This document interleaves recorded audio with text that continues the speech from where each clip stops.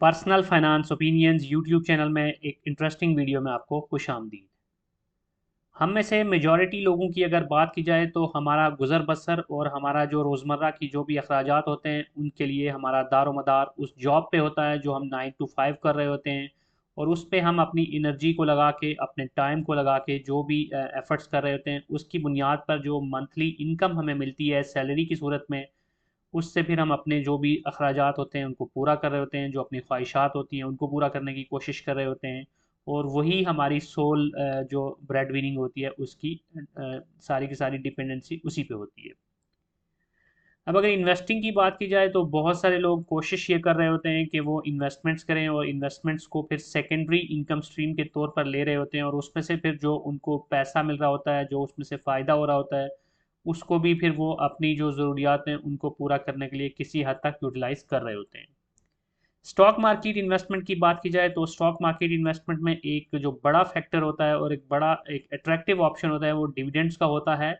जब भी हम कंपनीज में इन्वेस्ट करते हैं तो उन कंपनीज की जो शेयर होल्डिंग होती है उसमें हम एक फ्रैक्शनल ऑनरशिप ले रहे होते हैं। मिसाल के तौर पर अगर किसी कंपनी का 1 मिलियन शेयर है तो उसमें से अगर आप 5 शेयर्स के मालिक हैं तो एक स्पेसिफिक परसेंटेज आप उसकी जो भी बनती है उतनी आपकी ऑनरशिप होती है उस कंपनी में, और उस कंपनी के नफ़ा और नुकसान में आप उतने ही हिस्सादार होते हैं। अब जब किसी कंपनी के आपके पास शेयर्स होते हैं और वो कंपनी जब प्रॉफिट कमाती है तो बहुत सारी ऐसी कंपनीज होती हैं जो अपनी फिर उस प्रॉफिट को या जो उन्होंने कमाया होता है उसको डिविडेंड की मद में अपने शेयर होल्डर्स को दे रही होती हैं। तो डिविडेंड इनकम एक अट्रैक्टिव ऑप्शन होता है स्टॉक इन्वेस्टिंग के अंदर।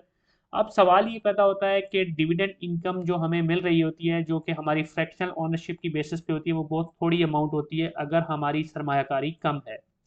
तो अर्ली रिटायरमेंट का जो ख्वाब होता है और हम में से मेजॉरिटी लोगों की ये ख्वाहिश होती है कि नौकरी की जो गुलामी है, ये जो कैद है, उससे हम आज़ादी हासिल कर सकें और अपने पैरों पे इस लिहाज से खड़े हो सकें कि हमारा कोई बिज़नेस या हमारी कोई इन्वेस्टमेंट ऐसी हो जिसकी बुनियाद पर हमें उतना पैसा आना शुरू हो जाए मंथली बेसिस पे कि जिसकी बेसिस पे हम अपने अखराजात को बगैर किसी नौकरी की झंझट के पूरा कर सकें।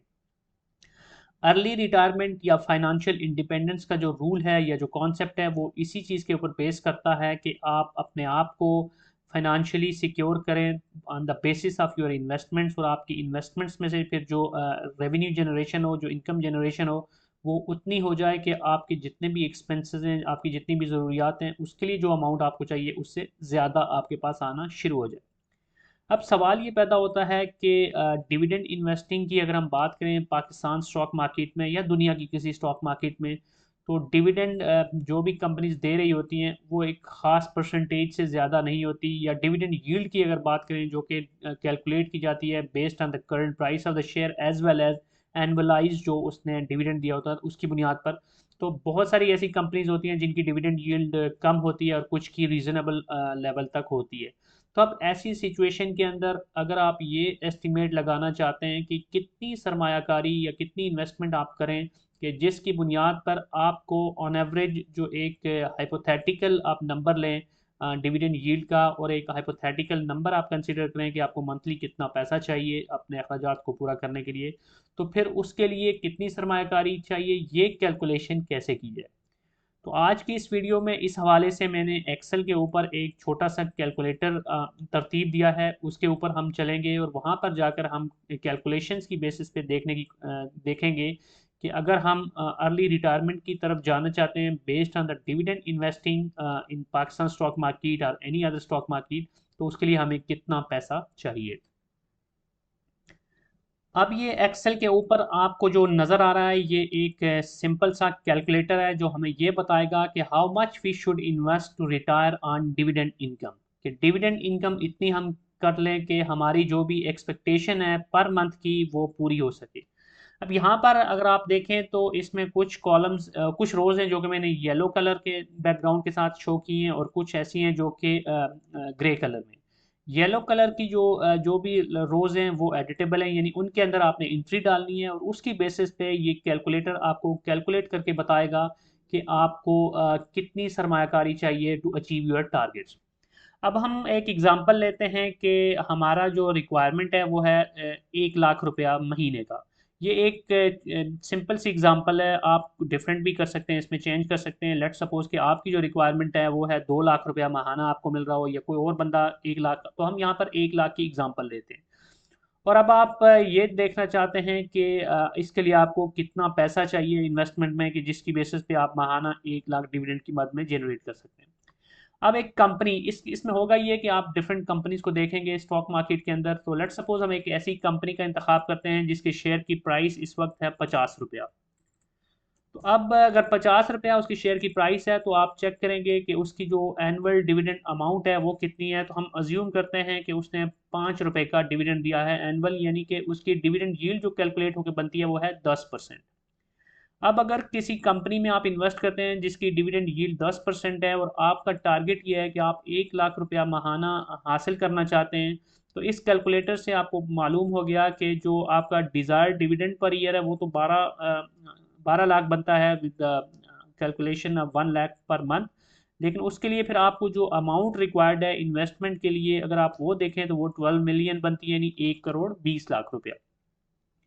तो मतलब ये है कि अगर आप 1 करोड़ 20 लाख रुपया इन्वेस्ट करते हैं एक ऐसी कंपनी में कि जिसकी डिविडेंड यील्ड 10% है, तो तब जाकर आपको 1 लाख रुपया महाना मिल सकता है। अब यहाँ महाना से मुराद ये नहीं है कि वो कंपनी आपको हर महीने दे रही होगी, क्योंकि कंपनीज या तो क्वार्टरली बेसिस पे या फिर हाफ ईयरली या ईयरली बेसिस पे दे रही होती हैं। लेकिन हम उसको डिवाइड कर लेते हैं पर मंथ के ऊपर, तो हमें पता चल जाता है कि एक महीने का हमें ऑन एवरेज कितना मिल रहा है।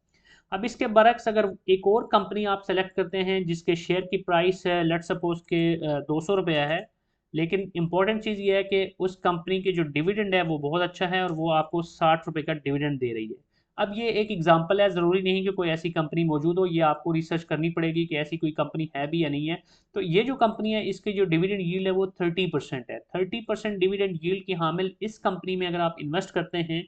तो अब आप देख सकते हैं कि इस केस के अंदर आपको जो टोटल अमाउंट इन्वेस्टमेंट के लिए चाहिए वो 4 मिलियन यानी 40 लाख रुपया रह जाती है। तो इससे आपको आइडिया होगा कि जितनी ज़्यादा किसी कंपनी की डिविडेंड यील्ड होगी, यानी एनुअलाइज्ड बेसिस पे आप देखें, तो जितना ज़्यादा डिविडेंड कोई कंपनी दे रही होती है with respect to its share price, तो उतना ही कम अमाउंट आपको चाहिए होगी टू अचीव योर टारगेट्स। अब इसके बरक्स अगर यही कंपनी या कोई और कंपनी है जिसकी शेयर की प्राइस से अगर 200 रुपया है, लेकिन उसकी जो एनुअल डिविडेंड है वो सिर्फ 6 रुपया है एज एन एग्जाम्पल, तो इस केस में आप देखें कि उसकी जो डिविडेंड यील्ड बनती है वो सिर्फ 3% बनती है।